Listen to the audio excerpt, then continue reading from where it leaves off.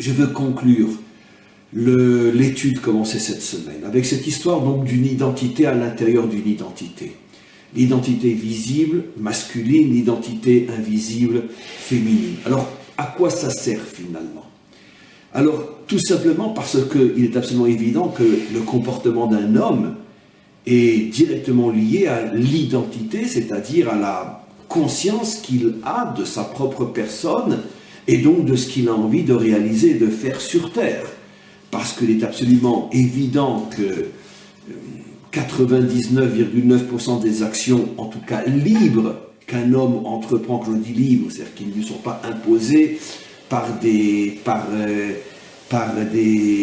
forces qui violent sa propre volonté. Mais disons que tout ce qu'un homme peut faire provenant de sa propre volonté, de son propre désir, généralement, toutes ces actions sont directement liées à la vision qu'il a de lui-même et de la vie, donc liées à sa conscience d'une certaine manière, ce que j'appelle moi dans mon langage l'identité de ma propre personne, l'identité de l'existence, c'est-à-dire comment je conçois, comment je me conçois et comment je conçois les choses. Alors, qu'est-ce qu'on a expliqué jusqu'à maintenant? Que l'identité masculine, finalement, n'est fondée que sur moi, sur ma propre conscience des choses. Et donc finalement, je vais exister en fonction de mes choix à moi, puisque c'est moi qui comprends, c'est moi qui veux, c'est moi qui décide, et c'est moi qui agis. La dimension féminine, en ce sens, est beaucoup plus spirituelle, selon cette approche profonde de la Torah. La dimension féminine est beaucoup plus spirituelle, parce que fondamentalement connectée au maître du monde, puisque justement, elle commence avant la conscience, la logique, l'intelligence de l'homme. Et finalement, qu'est-ce que signifie l'identité féminine? Ça signifie finalement que je vais accepter d'être, de vouloir, de désirer et de faire ce que le maître du monde a décidé pour moi. Je vais répéter ce que je dis parce que là, c'est d'une certaine manière le dénouement de tout ce qui a été dit jusqu'à maintenant. Il est évident qu'avant que je décide, ou plutôt avant que je réfléchisse et comprenne moi-même ce que j'attends de moi et ce que j'ai envie de faire, il est évident que se pose une question qui précède ma propre conscience. Pourquoi j'existe? Alors cette question pourquoi j'existe, en vérité, n'intéresse personne.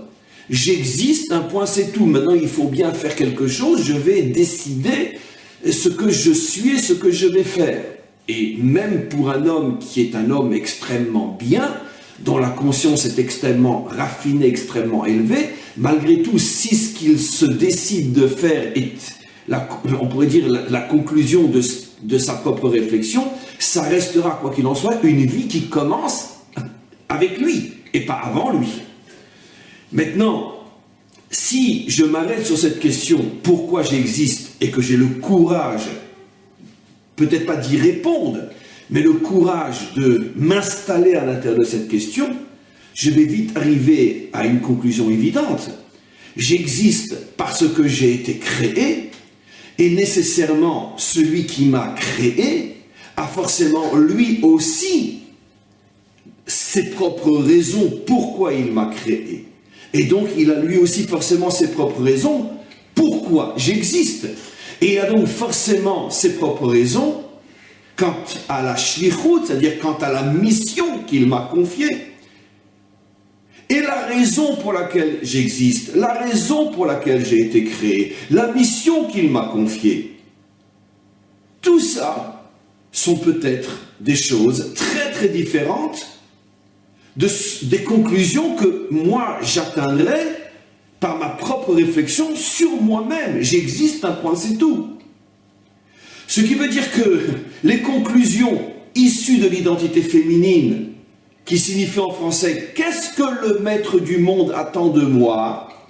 et les conclusions dues à la conscience masculine « qu'est-ce que j'ai envie d'être et de faire ?» Ces conclusions sont peut-être à l'extrême opposé l'une de l'autre. D'où dans le schéma biblique, la dispute entre Sarah et Abraham, entre Rivka et Yitzhak, sur les enfants. Abraham, identité masculine, tout Abraham qu'il est, parce que à cette époque-là, on n'est qu'au début de la naissance de l'identité féminine. La grandeur d'Abraham, c'est qu'il a accepté de se soumettre à la vision féminine. Mais jusqu'à lui, ça n'existait pas une chose pareille. Donc, Abraham va selon sa propre conscience. Et qu'est-ce que Abraham dit et forcément conclut? Je suis l'homme de l'amour, l'homme de la bonté, l'homme de la générosité, l'homme de la pitié. Mon cœur est ouvert au monde entier. Je suis même capable de prier pour les créatures les plus viles de la planète. Sodome et Gomorrhe. Il n'y a pas un homme que je repousse. À 100 ans, le 3e jour de la circoncision, je m'obstine à vouloir recevoir des étrangers chez moi. Et mon propre fils, je vais l'abandonner. C'est impossible, impensable. Parce que selon la compréhension masculine d'Abraham qui commence avec lui-même, il ne peut pas aboutir à d'autres conclusions. Je suis l'homme du chesed, je me définis comme étant l'homme du chesed, de la bonté, je dois forcément faire de la bonté. Vient Sarah et elle lui dit, mon mari, avec nous deux commence maintenant une nouvelle identité, celle qui existe avant la tienne. Et cette identité, elle s'appelle ce que le maître du monde veut, pas ce que toi tu comprends et veux. Et le maître du monde veut que cet enfant quitte la maison. Et c'est précisément en quittant la maison, comme un cours que j'ai fait il n'y a pas si longtemps que ça, que finalement, il arrivera là où tu veux l'amener. Il fera teshuva, il reviendra au maître du monde. Mais le chemin doit être différent. Le chemin que l'on va emprunter n'est pas celui de ta conscience, mais celui de sa conscience. Et c'est en prenant le chemin de sa conscience que ça va marcher. Abraham au début refuse. Depuis quand un homme, surtout un homme bien, doit mettre de côté sa propre compréhension, sa propre conscience, ses propres valeurs morales pour écouter une femme, c'est-à-dire, je plaisante bien sûr, pour écouter quelque chose qui le dépasse complètement. Depuis quand? Jusqu'à ce que Hachem intervienne et lui dit non, non, non, non, non, non, non, non, non, non, non. Si vous voulez, toi et ton épouse, devenir les fondateurs du peuple juif, alors écoute ce que te dit Sarah. Parce que c'est la condition sine qua non pour que ce peuple puisse naître, exister, traverser l'histoire et survivre. À titre d'exemple simple, bateau, mais tellement malheureusement parlant et tellement évident, si le peuple juif avait fonctionné selon sa seule et unique conscience, ça fait belle lurette qu'on aurait tout envoyé en l'air. Pourquoi? Parce que comment on peut être le peuple choisi, comment on peut être le peuple missionné, comment on peut être le peuple de Dieu, et en même temps, il nous arrive de telles catastrophes qu'il n'arrive à personne d'autre. Après la Shoah, arrêtez de nous raconter des histoires. Mais comme le peuple juif, depuis le départ, est né d'une annulation de la première racine masculine, Abraham, devant la racine féminine, Sarah, ce bouleversement des consciences, ce bouleversement des identités, est rentré profondément à l'intérieur de la conscience ou du subconscient juif, dans les générations à venir, et c'est la raison pour laquelle le peuple juif sort de la Shoah. En 1945, on lui ouvre les portes d'Auschwitz. En 1948, il danse dans les rues de Tel Aviv pour fêter la naissance, la renaissance du plus vieux des jeunes États sur Terre. Voilà. Ça, c'est Israël. Pourquoi? Parce que je ne raisonne pas selon ce que je comprends. Je n'aboutis pas à des conclusions logiques, car ma vie, mon histoire sont complètement absurdes et illogiques. Mais c'est sa conscience à lui, c'est sa compréhension à lui. Et c'est pas selon mon propre moteur que j'avance, mais selon son moteur à lui que j'avance. Et ça, c'est inscrit dans l'essence de mon essence. Ça veut dire que j'ai même pas le choix, c'est comme ça que je fonctionne. C'est comme ça que je fonctionne, en tant qu'Israël, en tant que peuple juif. Voilà. Donc je répète, conclue et j'avance.